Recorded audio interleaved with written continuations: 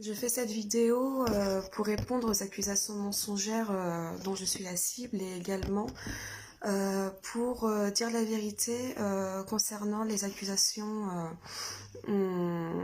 perverses de l'État qui ont commencé l'année dernière au moment où j'ai mis un post sur Facebook car la police judiciaire se trouvait chez moi en train de réaliser une perquisition me reprochant mes recherches à caractère pédopornographique et pornographique. Donc suite à ça, les mois se sont passés et lundi, j'ai effectué une garde à vue de 31 heures dans des conditions de détention assez difficiles puisque il n'y avait pas de toilette dans ma cellule, donc il fallait demander à chaque fois si on pouvait aller aux toilettes. Il y avait simplement une caméra braquée sur moi pendant 31 heures dans une cellule où il y avait simplement une planche en bois en guise de lit, matelas et couverture qui étaient juste de l'autre côté de la vitre, mais qui m'ont été simplement proposés le lendemain. Donc j'ai pas pu manger, bien sûr, puisqu'ils n'ont absolument rien qui ne contienne pas de cadavre. Et je n'ai pas pu boire non plus puisque un gardien m'a fait comprendre que l'eau n'était pas forcément très potable et que si je n'étais pas déshydratée, il valait mieux que j'attende de rentrer chez moi pour pouvoir boire. Concernant l'audition, que ce soit cette audition-ci, mais surtout l'audition d'il y a quelques mois, malgré que on me reprochait mes consultations pédopornographiques et que c'était l'unique raison apparemment pour laquelle j'ai été auditionnée, ils ont quand même voulu savoir dans quelles associations, collectifs je militais, mes condamnations, alors qu'ils m'ont eux-mêmes ressorti une condamnation d'Espagne par exemple. Ils m'ont demandé ce que je pensais de la pornographie, de la zoophilie, de la chasse à courre, de la prostitution, finalement de beaucoup de choses qui concernaient mon activisme et non plus le registre de la pédopornographie.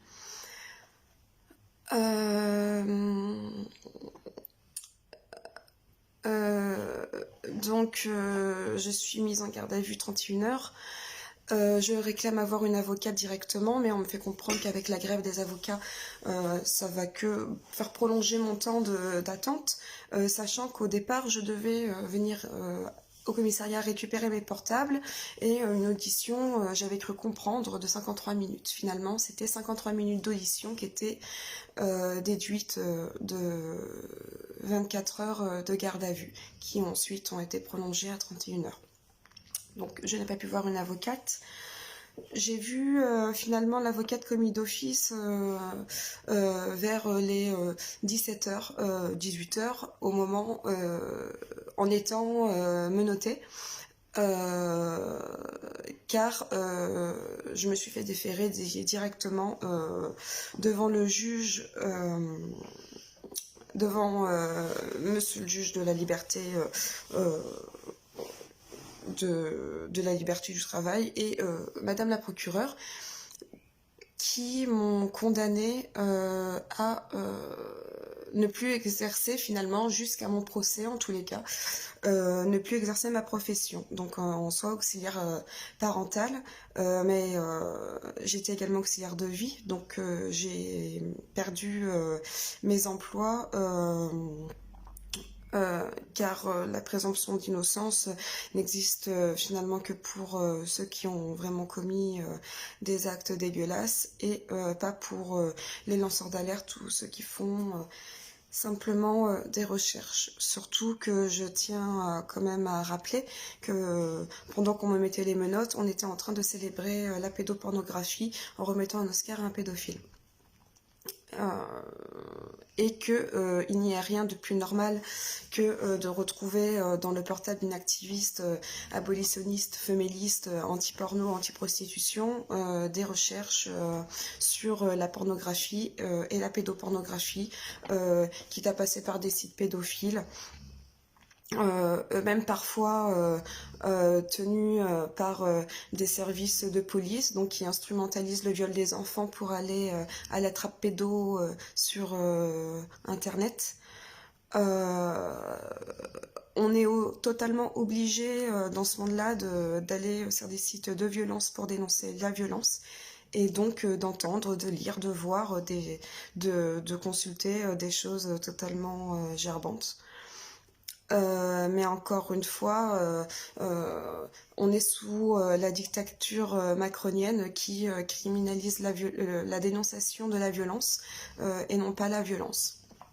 Donc voilà, je suis sortie de cette garde à vue et du tribunal en état de choc. Je ne me suis absolument pas exprimée ce mardi soir sur cette affaire. Et pourtant, le lendemain matin, entre 9h et 10h, les premiers médias collabos s'emparent déjà de leur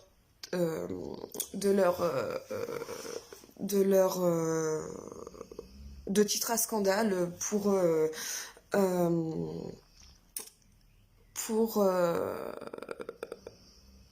m'accuser en fait, et laissant encore une fois peu planer le doute de mon innocence.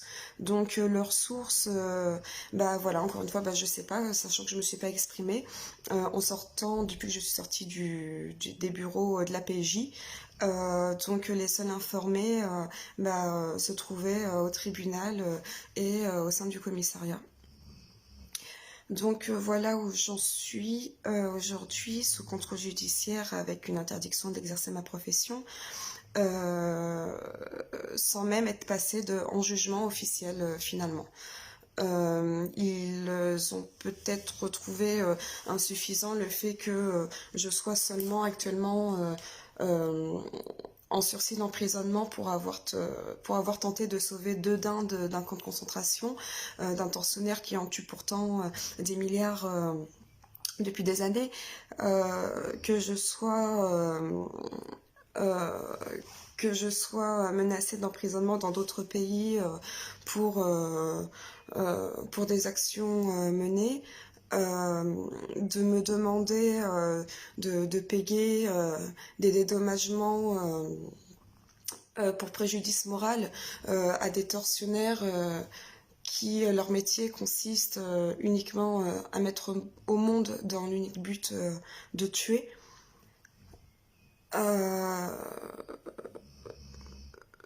Et donc de nous faire couler voilà, sous des dettes, d'être fiché S également pour avoir tenté de libérer des milliers de dindes, des milliers de poules de d'autres camps de concentration. On me reproche donc finalement d'avoir essayé de porter secours à personnes en danger, encagées et torturées.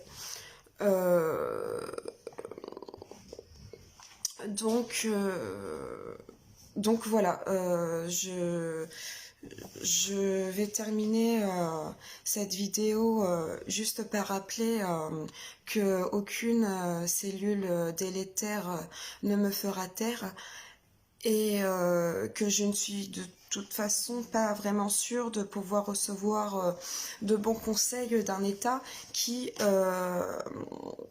protège finalement les violeurs et qui remet des Oscars à des pédophiles, d'un État qui, rien que par sa consommation de cadavres, par sa zoophagie, qui est souvent pédophagie puisqu'il ne consomme énormément de bébés, Euh, L'État légalise le commerce de viol de milliards de bébés dans l'unique but de les consommer puis de les déféquer.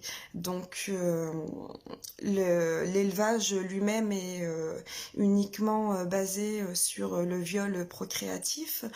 Euh, l'éleveur est un violeur et finalement l'État en fait une profession totalement autorisée et légale. Euh, je ne cesserai jamais de me battre pour ce qui est juste. Honte plutôt à votre Gestapo, votre milice d'État qui ose détourner le sens de nos luttes. Ce sera d'Éméthée contre Castaner jusqu'à l'abolition de l'esclavage.